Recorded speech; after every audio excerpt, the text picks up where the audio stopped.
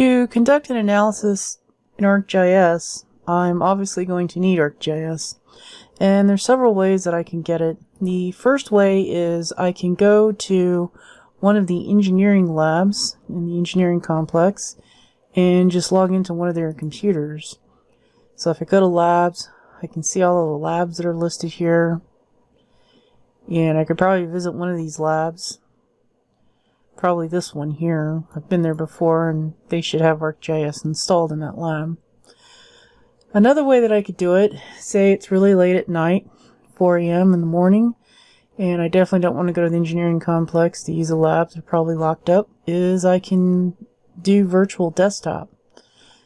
And what virtual desktop will allow me to do is to kind of like remote in to a virtual computer from my own computer and use it as if I am sitting at the computer.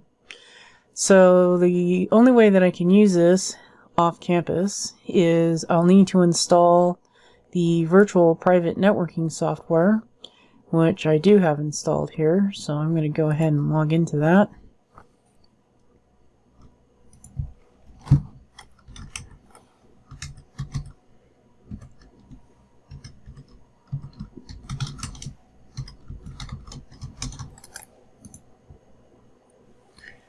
And if you're an employee with K-State or you're using multi-factor authentication, you'll have to multi-factor in.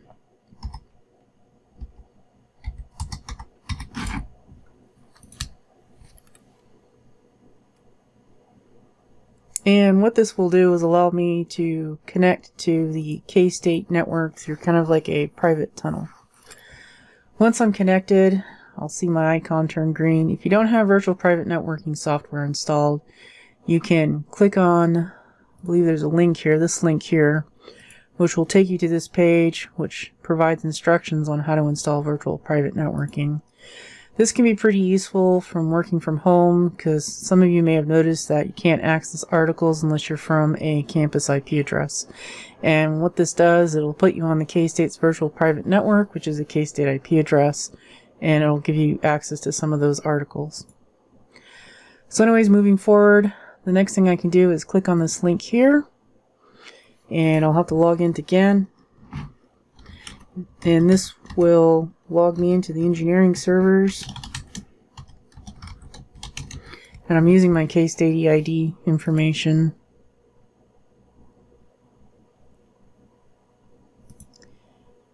And let me try again.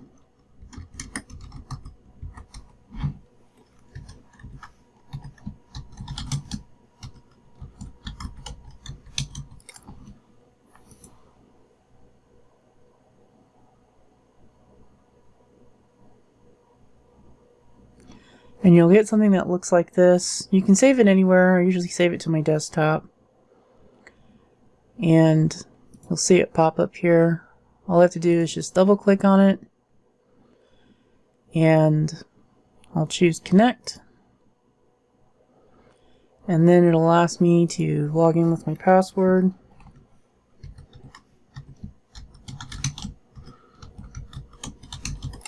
And this is the same as my EID account.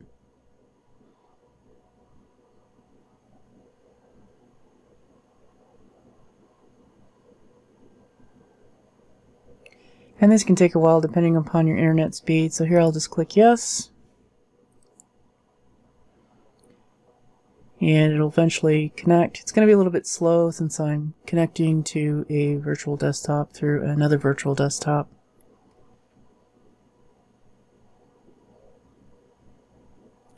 So this is going to look very similar to like logging into a College of Engineering lab computer. So once you're in here, it will look something like this. And if I click on the Start button, go to All Programs, I'll see inside of here something called GIS, and you can see all of the GIS software that is installed. If it'll stay in there. So you can see we have ArcGIS Pro, and I'm going to show how to use ArcMap, but you are definitely welcome to use ArcGIS Pro if you wish to.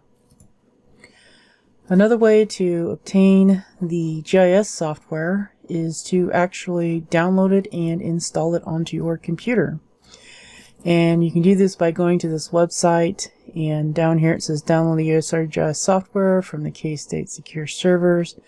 If you click on this, there's other instructions on that page as well. This will also require an EID login.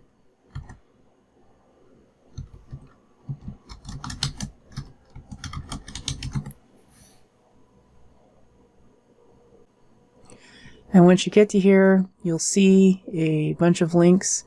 You'll be interested in the ArcGIS Desktop or the ArcGIS Pro. On mine, I'm just using the ArcGIS Desktop. And the latest version is version 10.8.2. I'm actually using version 10.7, and the labs are also using version 10.7. We can go back to the parent directory and see if there's older versions listed here, and I don't see any older versions, so click here, and you can see all of the software packages that you can download. So what I recommend installing first is this one here. So you'll need to download it. Once that is installed, then you'll install this one second. So you'll need to download it and extract it, install it. And after you get those two pieces installed, you can download the tutorial data if you want to. It's quite large. This has tutorials on how to use the software if you're interested in learning more about this software. But the other thing that you'll need after those two is this provisioning file, and this explains how to license it. So you'll use this top one here, and you'll enter in this information to license the ESRI software.